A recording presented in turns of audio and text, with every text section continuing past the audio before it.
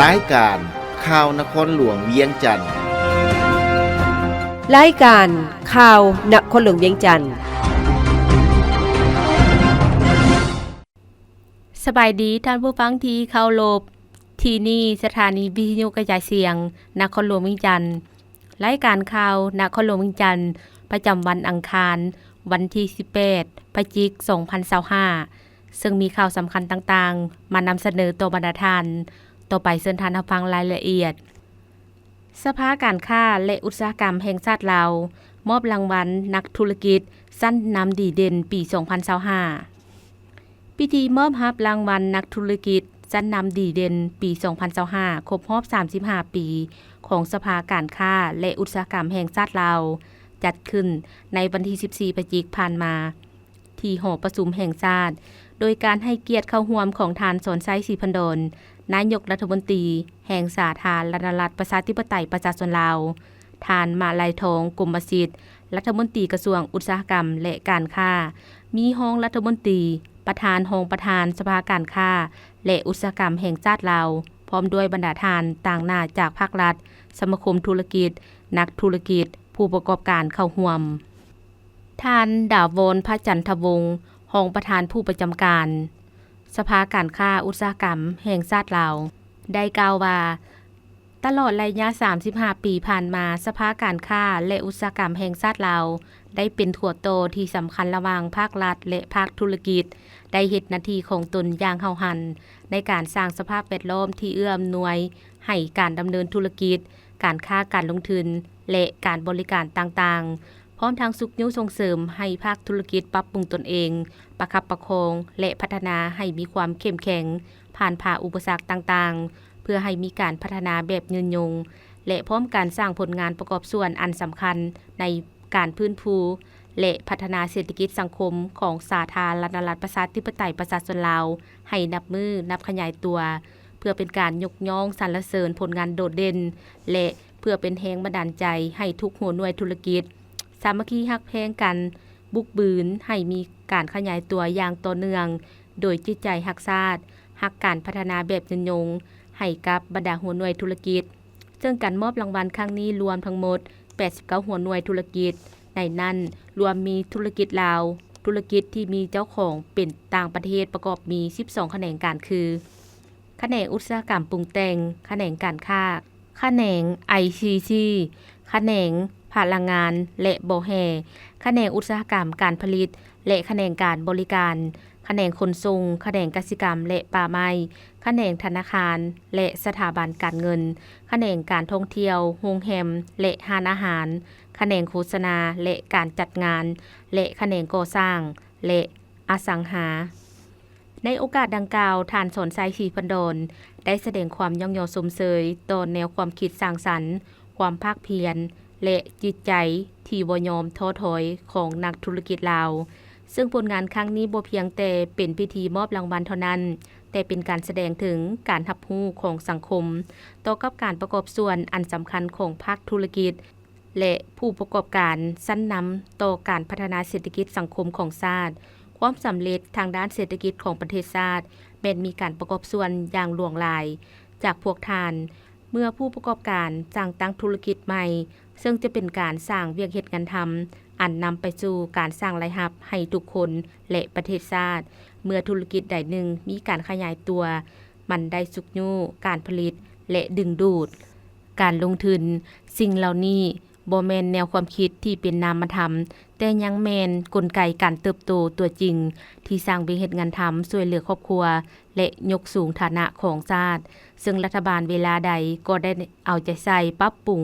สภาพแวดล้อมที่เอื้ออำนวยให้การดำเนินธุรกิจของผู้ประกอบการให้สามารถได้รับการจัดตั้งปฏิบัติเป็นจริงและมีประสิทธิผลสูงได้วางนโยบายและกำหนดกฎหมายระเบียบการที่ได้รับประกันความแน่นอนโปร่งใสและเป็นบอนอิงให้การดำเนินธุรกิจในแผนพัฒนาเศรษฐกิจสังคมแห่งชาติครั้งที่10 2026-2030 รัฐบาลได้วางนโยบายพัฒนาตามทิศสีเขียวและยืนยงได้สุกยูให้ภาคเอกชนมีส่วนร่วมในการจัดตั้งปฏิบัติให้แข็งแรงและกว้างขวางกว่าเก่าตามที่สร้างเศรษฐกิจเอกราชเป็นเจ้าตนเองหรือเอิ้นย่อว่า สอจพวกเฮามีความคาดหวังสูงจากการประกอบส่วนที่สำคัญของภาคธุรกิจต่อกับบรรลุเป้าหมายการพัฒนาเศรษฐกิจสังคมแห่งชาติโดยเฉพาะแม่นการขับเคลื่อนการเติบโตสีเขียวและยืนยงภาคเอกชนในฐานะผู้ประกอบการเป็นจุดหลังของเศรษฐกิจของชาติต้องห้าวหันในการดำเนินธุรกิจของตนไปตามนโยบายเศรษฐกิจสีเขียวและยืนยงดำเนินธุรกิจแต่ละด้านต้องคำนึงถึงความยืนยงและเป็นมิตรกับสิ่งแวดล้อมประกอบส่วนเข้าในการพัฒนาสังคมการส่งเสริมการเชื่อมโจทย์และเชื่อมโยงกับภาคพื้นและสากลเพื่อรับประกันผลประโยชน์สูงสุดจากฐานะประเทศที่เชื่อมโจทย์ที่เป็นยุทธศาสตร์ของเราภาคเอกชนแม้นมีความสำคัญในการพัฒนาโครงสร้างพื้นฐานที่แข็งแกร่งการลงทุนการเชื่อมโจทย์กับประเทศเพื่อนบ้านเช่นสาธารณรัฐประชาชนจีนสาธารณรัฐสังคมนิยมเวียดนามและบรรดาประเทศใกล้เคียงจะสุกยู่การค้าการลงทุนและการท่องเที่ยว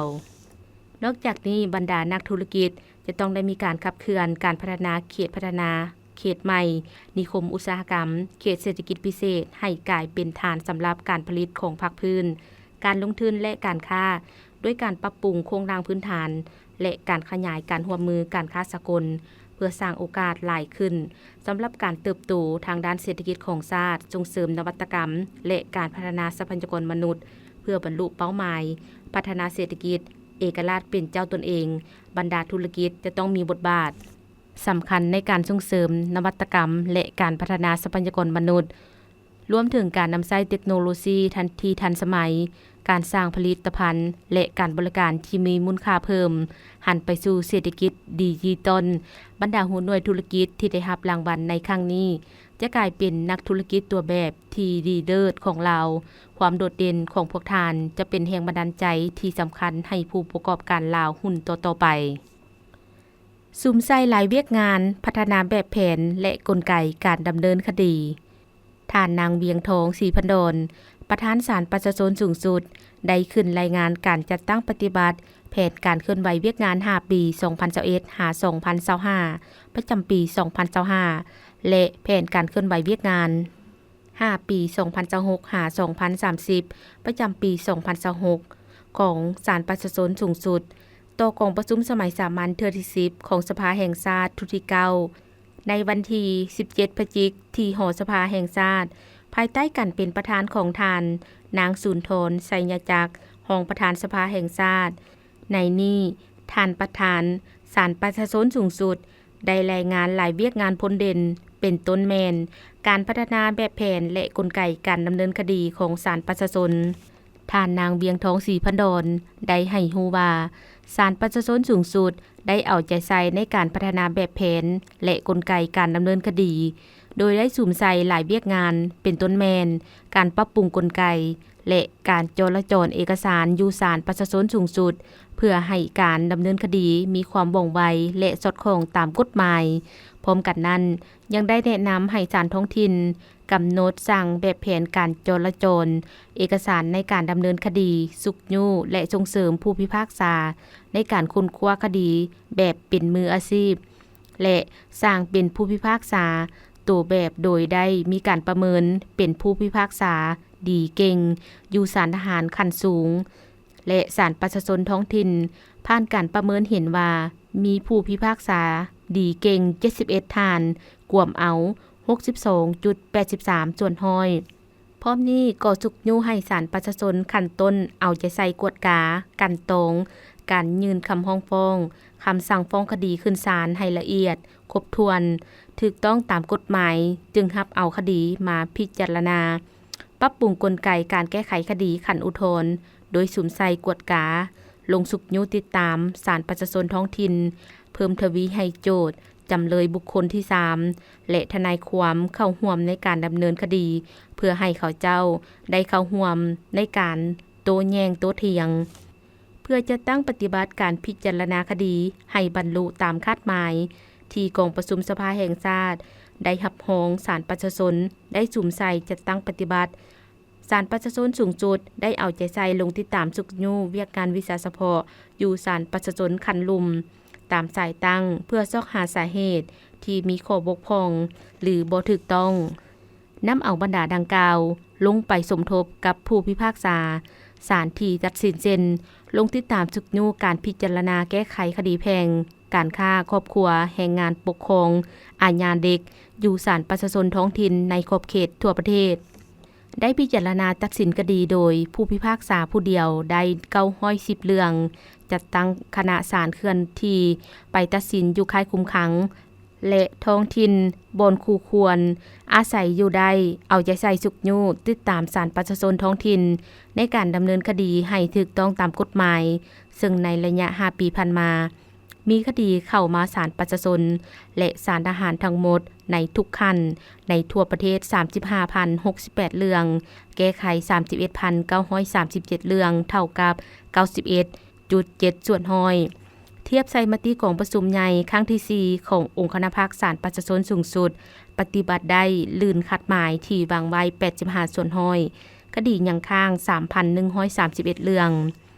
ท่านประธานศาลประชาชนสูงสุดยังให้ฮู้ตื่มอีกว่าคดีขั้นต้นเขตแขวงนครหลวงวิงจันทน์และศาลทหารภาคข้างมาทั้งหมด 2,233 เรื่องเข้าใหม่ 27,119 เรื่องรวมทั้งหมด 29,352 เรื่องแก้ไขแล้ว 27,111 เรื่องเท่ากับ 92.37 ส่วนห้อยยังค้าง 2,241 เรื่องคดีขั้นอุทธรณ์แขวงและภาคมีคดีค้างมา 453 เรื่องเข้าใหม่ 3,471 เรื่องรวมทั้งหมด 3,924 เรื่องแก้ไข 3,223 เรื่องเท่ากับ 82.14 ส่วนห้อยยังค้าง701 เรื่องคดีขั้นลุกล่างภาคและศาลประชาชนสูงสุดคดีค้างมา177เรื่องเข้าใหม่ 1,345 เรื่องรวมทั้งหมด 1,522 เรื่องแก้ไข 1,357 เรื่องเท่ากับ 89.16 ส่วนห้อยยังค้าง165 เรื่องความคืบหน้า 4 มาตรการแก้ไขผลการกวดสอบกวดกาที่เกี่ยวข้องกับธนาคารแห่งสาธารณรัฐประชาธิปไตยประชาชนลาวท่านนางบุญคำวรจิตผู้ว่าการธนาคารแห่งสาธารณรัฐประชาธิปไตยประชาชนลาวได้ขึ้นชี้แจงเกี่ยวกับความคืบหน้าข้อยุ่งยากและทิศทางมาตรการแก้ไขในต่อหน้าในการจัดตั้งปฏิบัติ 4 มาตรการที่เป็นความรับผิดชอบของธนาคารแห่งสาธารณรัฐประชาธิปไตยประชาชนลาวตามมติสภาแห่งชาติฉบับเลขที่140/สพสลงวันที่11ธันวาคม2024การแก้ไขผลการกวดสอบกวดกาต่อกองประชุมสมัยสามัญเทื่อที่10ของสภาแห่งชาติสุดที่9ในวันที่17พฤศจิกายนที่หอสภาแห่งชาติภายใต้การเป็นประธานของท่านสมมาตรผลเสนารองประธานสภาแห่งชาติท่านผู้ว่าการธนาคารแห่งสาธารณรัฐประชาธิปไตยประชาชนลาวกล่าวว่าภายหลังที่สภาแห่งชาติได้มีมติเลขที่140/สพสธนาคารแห่งสาธารณรัฐประชาธิปไตยประชาชนลาวได้ออกแจ้งการไปหาบรรดากรมและธนาคารธุรกิจที่เกี่ยวข้องในการค้นคว้าแก้ไขผ่านการจัดตั้งปฏิบัติเห็นว่ามีความคืบหน้ามาตรการที่ 1ให้ธนาคารแห่งสาธารณรัฐประชาธิปไตยประชาชนลาวสร้างนิติกรรมหรือคำแนะนำเกี่ยวกับการคุ้มครองและนำใช้ขังขยายการผลิตได้ดำเนินการแก้ไขสำเร็จโดยในเดือนสิงหาคม2025กรมบัญชีและการเงินได้สำเร็จแยกเลขหมายบัญชีและเลขจำนวนเงินที่ได้นำใช้ไปบันทึกติดตามเป็นอันเฉพาะมาตรการที่ 2ให้ธนาคารส่งเสริมกสิกรรมดำเนินขั้นตอนการจัดซื้อจัดจ้างให้ถูกต้องตามกฎหมายแม้นได้ดำเนินการแก้ไขแต่ยังบ่สามารถแก้ไขสำเร็จธนาคารส่งเสริมกสิกรรมกำลังค้นคว้าปรับปรุงระเบียบว่าด้วยการจัดซื้อจัดจ้างคาดคะเนจะสำเร็จภายในท้ายปี 2025พร้อมกันนั้นในต่อหน้าธนาคารส่งเสริมกสิกรรมจะจัดฝึกอบรมเพื่อเพิ่มขีดความสามารถให้พนักงานกำแน่นเกี่ยวกับระเบียบการจัดซื้อจัดจ้างและข้อกำหนดการปฏิบัติตามระเบียบการโดยการว่าจ้างบริษัทหรือภาคส่วนที่เกี่ยวข้องให้สำเร็จในไตรมาส 1 ปี 2026พร้อมทั้งเพิ่มทวีความเข่งขัด ในการจัดซื้อจัดจ้างในตอนหน้าให้สอดคล้องกับระเบียบการนับแต่ปี 2026 เป็นต้นไปมาตรการที่ 3 ให้ธนาคารนโยบายและธนาคารส่งเสริมกสิกรรมเอาใจใส่การติดตามกฎการระบบควบคุมภายในให้รัดกุมและสกัดกั้นได้ความเสี่ยงที่จะเกิดขึ้นในต่อหน้าแม้นได้ดำเนินการแก้ไขสำเร็จซึ่งปัจจุบันธนาคารนโยบายสำเร็จค้นคว้าออกข้อตกลงฉบับเลขที่416ทับทนบลงวันที่26กุมภาพันธ์2025เกี่ยวกับการคุ้มครองภายในและปรับปรุงการแบ่งความรับผิดชอบและระเบียบการติดตามกฎกาภายในให้เป็นระบบที่รัดกุมและสอดคล้องในระยะใหม่สำเร็จการค้นคว้าระเบียบและข้อกำหนดในการคุ้มครองบริหารได้ปรับปรุงสิทธิ์ของคณะกวดกาภายในกวดกาประจำสาขาในเมื่อก่อนมาขึ้นโดยกงกับสำนักงานใหญ่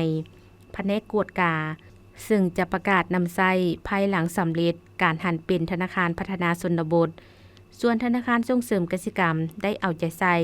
ในการควบคุมป้องกันสกัดกั้นเพื่อปิดช่องว่างปัญหาต่างๆโดยอิงใส่บทเรียนที่ผ่านมาและผลการกวดกาภายในและภายนอกในแต่ละระยะเพื่อประเมินปัญหาที่มีความเสี่ยงและปิดช่องว่างดังกล่าวธนาคารส่งเสริมกสิกรรมได้สร้างและปรับปรุงบรรดานิติกรรมภายในให้มีความรัดกุมและสอดคล้องกับสภาพตัวจริงในแต่ละระยะเส้นธนาคารส่งเสริมกสิกรรมได้มีการปรับปรุงนโยบายการกวดกาภายในฉบับเลขที่20ทับทสกลงวันที่30เมษายน2024นโยบายการบริหารความเสี่ยงเลขที่08ทับสพทสกลงวันที่28เมษายน2021นโยบายว่าด้วยการต้านและสกัดกั้นการฟอกเงินเลขที่07ทับสพทสกลงวันที่26เมษายน2023นอกนั้นธนาคารส่งเสริมกสิกรรมยังได้สร้างคู่มือการกวดกาภายในระเบียบการต่างๆที่ติดพันกับเวียกงานวิชาเฉพาะและคู่มือต่างๆหลายฉบับนอกจากระเบียบการแล้วยังได้ออกแจ้งการต่างๆในแต่ละระยะซึ่งนับแต่ปี 2024 ฮอดปัจจุบันธนาคารส่งเสริมกสิกรรมสามารถสกัดกั้นบ่ให้เกิดมีปรากฏการณ์ย่อท้อเกิดขึ้นได้มาตรการที่ 4 ให้ธนาคารส่งเสริมกสิกรรมปรับปรุงระเบียบการปล่อยกู้ให้สอดคล้องกับมาตรา512ของประมวลกฎหมายแพ่งฉบับเลขที่55ทับสพสลงวันที่6ธันวาคม2018แม้นได้ดำเนินการแก้ไขแต่ยังบ่ทันสำเร็จธนาคารส่งเสริมกสิกรรมกำลังดำเนินการค้นคว้าปรับปรุงระเบียบว่าด้วยการลักทรัพย์ค้ำประกันฉบับเลขที่384ทับทสกลงวันที่28มิถุนายน2022คาดคะเนจะสำเร็จการปรับปรุงในท้ายปี 2025ผ่านการจัดตั้งปฏิบัติการแก้ไขข้อคงค้างตามผลการกวดสอบกวดกามีข้อยุ่งยากคือการแก้ไขข้อคงค้างของธนาคารธุรกิจแม่นติดพันกับหลายภาคส่วนและมีหลายขั้นตอนขบวนการในการแก้ไขจึงยังบ่ทันสามารถแก้ไขได้สำเร็จขาดตัวซึ่งทิศทางในการแก้ไขขณะนำธนาคารแห่งสาธารณรัฐประชาธิปไตยประชาชนลาวและคณะผู้บริหารธนาคารธุรกิจแต่ละคันต้องเพิ่มทวีเอาใจใส่ในการแก้ไขข้อคงค้างของตนด้วยความรับผิดชอบสูงขึ้นโดยสร้างเป็นแผนการแก้ไขอย่างละเอียดและมีจุดสุ่มพร้อมทั้งเอาใจใส่ในการแก้ไขข้อคงค้างเป็นปกติต่อเนื่องเพื่อเฮ็ดให้ข้อคงค้างได้รับการแก้ไขอย่างขาดตัวทั้งเป็นการตีถอยบรรดาด้านข้ออ่อนข้อคงค้างในการเคลื่อนไหวเวียกงานในแขนงการธนาคารให้ลดน้อยถอยลงยูโรงานมหกรรมกีฬาแห่งชาติครั้งที่12มีชิงไส25เหรียญคำการแข่งขันกีฬายูโรเป็นหนึ่งใน33ประเภทกีฬาที่จัดแข่งขันในงานมหกรรมกีฬาแห่งชาติครั้งที่12ที่นครหลวงเวียงจันทน์เป็นเจ้าภาพจัดขึ้นเพื่อความสามัคคีมิตรภาพที่ดีระหว่างแขวงกับบรรดากระทรวงและเป็นการหัดเน้นความมีน้ำใจของนักกีฬาเพื่อพร้อมกันพัฒนากีฬายูโรให้ก้าวหน้าไปสู่ระดับภาคพื้นและสากล แข่งขัน2ประเภทคือประเภทฟ้อนกะตะและประเภทต่อสู้ประเภทต่อสู้ชายแข่งขัน12หุ่นน้ำหนักและประเภทต่อสู้หญิงแข่งขัน10หุ่นน้ำหนักสำหรับประเภทฟ้อนกะตะประกอบมีนางเงโนกะตะชายและจูโนกะตะหญิงท่านไกรสอนลาดปากดีหัวหน้าครูฝึกกีฬายูโรได้ให้สัมภาษณ์บางตอนว่าคือว่าเฮาเป็นผู้กำกีฬายูโดของนครหลวงเฮามีความตั้งใจอยากให้นักกีฬานครหลวงนี่เด่นว่าซั่นซะแต่คาดหมายเฮาเอาแต่เหรียญคำ3เหรียญแต่ว่ามื้อนี้เขาชิง4เหรียญคำอีกน้อยของเฮาน่ะถือว่าเมื่อวานนี้ผ่านมาก็ได้แต่เหรียญทองแดง2เหรียญทองแดงโอ้สำหรับพวกเฮาเตรียมโตอยู่แล้วเรื่องอยากสร้างบรรยากาศนั่นน่ะเพราะพวกเขาเป็นเจ้าการเด้สำหรับนักกีฬาเฮาใจสู้ได้ดีทั้งที่เอิ้นว่าประสบการณ์น้อยกว่าเขาอีกนะแต่ว่าเฮาเอาใช้เทคนิคหลายตัวความรู้สึกของเขานี่มาฮอดเดี๋ยวนี้เฮาดีใจแล้ว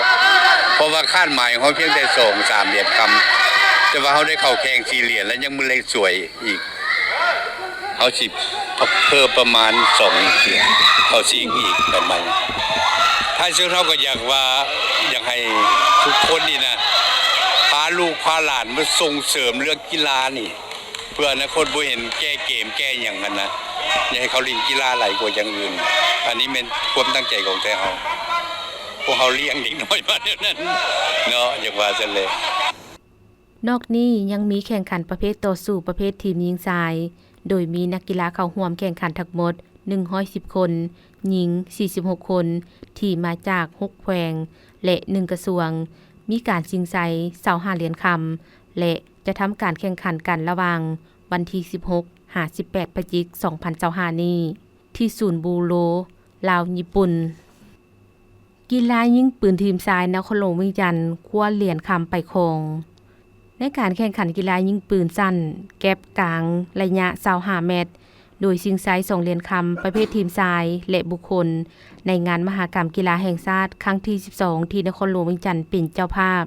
จัดขึ้นโดยในรอบชิงวันที่17 พฤศจิกายน 2025ที่สนามยิงปืน5 เมษายนเมืองไซเสถานครหลวงเวียงจันทน์ซึ่งนักกีฬานครหลวงเวียงจันทน์เจ้าภาพประเภททีมชายสามารถยัดได้คะแนนอันดับ1คว้าเหรียญคำไปครองและทีมบุคคลญาติได้คะแนนอันดับที่4ได้รับเหรียญทองแดงส่วนกระทรวงป้องกันความสงบญาติได้คะแนนอันดับ1ในประเภทบุคคลคว้าเหรียญคำไปครองส่วนประเภททีมแม่นได้เหรียญเงินไปครองการแข่งขันยิงปืนสั้นแก๊ปกลาง25เมตรทีมชายครั้งนี้มี6ภาคส่วนเข้าร่วมแข่งขันคือนครหลวงเวียงจันทน์กระทรวงปกส.กระทรวงป้องกันประเทศแขวงสวรรณเขตแขวงเชียงขวางและแขวงหลวงพระบางซึ่งผลการแข่งขันทีมชายจากนครหลวงเวียงจันทน์เท่าสมภาวันสุขอรุณได้คะแนน285เท่าปานดวงประเสริฐได้คะแนน279เท่าหงพระจันทร์ดาราวงศ์ได้คะแนน263รวมเป็น827คะแนนญาติเอาที่1ได้เหรียญคำไปครองสำหรับคะแนนอันดับ2ได้เหรียญเงินแมนกระทรวงปกส.ได้804คะแนนอันดับที่3กระทรวงป้องกันประเทศได้796คะแนนอันดับที่4แขวงสวรรณเขตได้745คะแนนได้เหรียญทองการแข่งขันยิงปืนระยะ25เมตรบุคคลชายมีนักกีฬาเข้าร่วมแข่งขัน21ท่านจาก6ภาคส่วนผลการแข่งขันเท้าก่อนปัญญาวงศ์นักกีฬาจากกระทรวงปกส.ได้อันดับที่1รับเหรียญคำมีคะแนน285เท้าสมภาวันสุขอรุณจากนครหลวงเวียงจันทน์ได้ที่2รับเหรียญเงินมีคะแนน285เท้าสมจันทร์ไสสมมีจากกระทรวงป้องกันประเทศได้ที่3มีคะแนน282เท่าปานดวงประเสริฐนักกีฬาของนครหลวงเวียงจันทน์ได้อันดับที่4มีคะแนน279ได้รับเหรียญทองส่วนการมอบเหรียญจะจัดขึ้นในวันที่24 พฤศจิกายน 2025ภายหลังแข่งขันยิงปืนสำเร็จทุกรายการ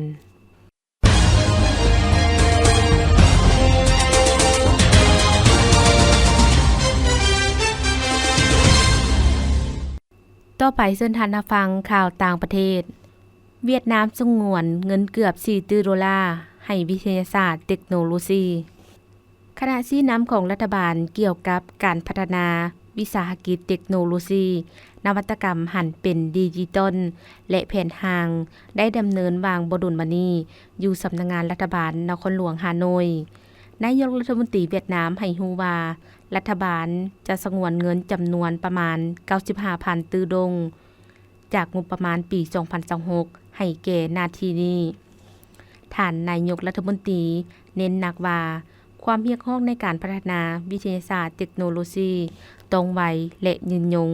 พัฒนาอย่างลึกซึ้งกว้างขวางแต่ต้องรับประกันความปลอดภัยความมั่นคงในระยะผ่านมาการพัฒนาวิทยาศาสตร์เทคโนโลยีนวัตกรรมของเวียดนามต้องมีการหันเปลี่ยนที่ตั้งหน้าเวียดนามรักษาอันดับที่44 139 ประเทศเกี่ยวกับดัชนีนวัตกรรมทั่วโลกในปี 2025หลายล้านคนในทั่วโลกเผชิญกับปัญหาอึดหิวองค์การอาหารและการเกษตรหรือ FAO และองค์การอาหารโลกขององค์การสหประชาชาติได้ร่วมกันเปิดเผยบทรายงานโดยเตือนว่าในทั่วโลกประชาชนหลายล้านคนในอย่างน้อย16ภาคพื้นอาจจะเผชิญกับปัญหาอึดหิวการขาดเขินเงินทุนช่วยเหลือสากลหรือเหตุให้สภาพการหนักหน่วงขั้นตื่ม2องค์การจัดตั้งดังกล่าวได้เรียกร้องให้ประชาคมโลกเพิ่มการช่วยเหลือเพื่อป้องกันบ่ให้วิกฤตด้านมนุษยธรรมร้ายแรงเกิดขึ้นเนื่องในบทรายงานระบุว่าในประเทศและเขตแคว้นที่มีความเสี่ยงสูงจำนวนหลายจะปะทะกันและการใช้ความรุนแรงแม่นสาเหตุต้นโตที่เฮ็ดให้เกิดวิกฤตด้านการเสบียงอาหาร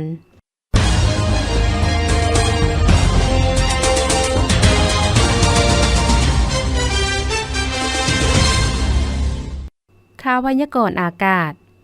พยากรณ์อากาศประจำวันที่18 พฤศจิกายน ปี 2025มวลอากาศเย็นที่ประเทศจีนยังจะสืบโตแผ่ลงปกคลุมอยู่ทั่วทุกภาคของประเทศลาวด้วยกำลังปานกลางหาแหงสมทบกับกระแสลมตะวันออกเฉียงเหนือพัดปกคลุมซึ่งจะเฮ็ดให้อากาศเย็นลงอยู่ทั่วไปในตอนเช้าและอากาศจะหนาวเย็นเพราะมีหมอกหนาปกคลุมอยู่บางท้องถิ่นแขวงภาคเหนือแขวงไชสมบูรณ์และเขตภูเพียงบริเวณจะมีฝนตกในระดับคอยพร้อมจะมีลมพัดแรงอยู่บางท้องถิ่นในแต่ละภาคพยากรณ์อากาศแต่เวลา 7 โมงของวันที่18หาเวลา 7 โมงของวันที่19 พฤศจิกายน ปี 2025ภาคเหนือด้านตะวันออกแขวงพงสาลีหัวพันเสียงขวางอากาศหนาวเย็นพร้อมมีหมอกหนาปกคลุมในตอนเช้าและจะมีฝนตกในระดับคอยอยู่บางท้องถิ่นมีลมพัดแรงเป็นบางโอกาสเนื้อที่การปกคลุมของฝนเท่ากับ30ส่วนร้อยของภาค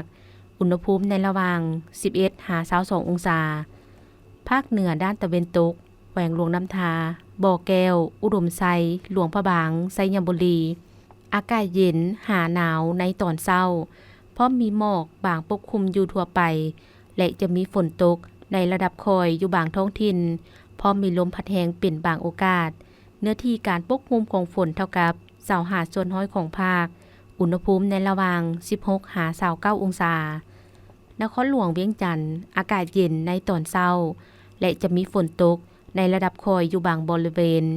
เพราะมีลมพัดแรงเป็นบางโอกาสเนื้อที่การปกคลุมของฝนเท่ากับ20ส่วนร้อยของภาคอุณหภูมิในระหว่าง20 หา 28 องศาภาคกลางอากาศเย็นในตอนเช้าและจะมีฝนตกในระดับคอยอยู่บางท้องถิ่นเพราะมีลมพัดแรงเป็นบางโอกาสเนื้อที่การปกคลุมของฝนเท่ากับ20ส่วนร้อยของภาคอุณหภูมิในระหว่าง17 หา 29 องศาแขวงไชสมบูรณ์อากาศเย็นหาหนาวเย็นและจะมีฝนตกในระดับคอยอยู่บางบริเวณอุณหภูมิในระหว่าง16 หา 28 องศาภาคใต้อากาศเย็นในตอนเช้าจะมีฝนตกในระดับคอยเพราะมีลมพัดแรงอยู่บางท้องถิ่นเนื้อที่การปกคลุมของฝนเท่ากับ30ส่วนร้อยของภาคอุณหภูมิในระหว่าง20 หา 30 องศาสำหรับเขตภูเพียงบริเวณอากาศหนาวเย็นพร้อมมีหมอกบางปกคลุมอยู่ทั่วไปและจะมีฝนตก ในระดับคอยอยู่บางบริเวณ อุณหภูมิในระหว่าง 8-20 องศา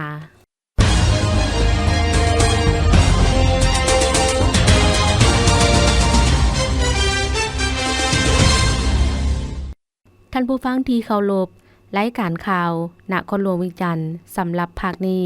ได้เสียงสุดลงเพียงเท่านี้แสงคำจันทวงศ์อ่านสบายดี